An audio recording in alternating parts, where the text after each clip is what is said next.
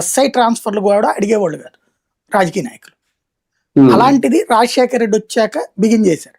అప్పుడు జానారెడ్డి దాన్ని సమర్థించుకున్నాడు. మా వాళ్ళు ఆరు గవర్నమెంట్ 10 ఏళ్ల నుంచి ఉన్నారు కదా, ఫ్రంట్ లైన్లో ఉండాలని కోరుకుంటారులే, చూసి చూడనట్టు పోండి అని చెప్పారట అప్పుడు ఆయన జానారెడ్డి.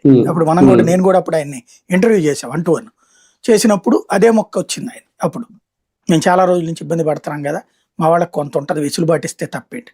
ఆ ఫీలింగ్ ఎప్పుడైతే బహిరంగంగా వ్యక్తపరిచిందో కాంగ్రెస్, అప్పుడు అదే విషయాన్ని చంద్రబాబు మీద ప్రెషర్ అయింది.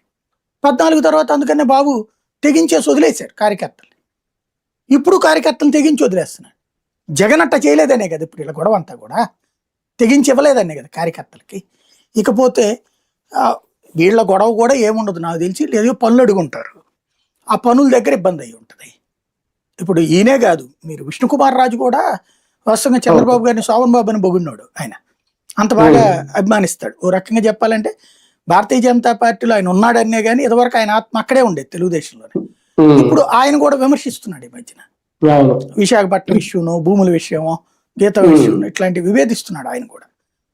వీళ్ళకి ఏంటంటే ఎప్పుడు వివేదిస్తారు? వీళ్ళు నిజమైన సైద్ధాంతికంగా వివేదిస్తున్నారా, వీళ్ళ పార్టీల కోసం విభేదిస్తున్నారా? కాదు, వాళ్ళ వ్యక్తిగత అవసరాలు ఏవో ఉంటాయి.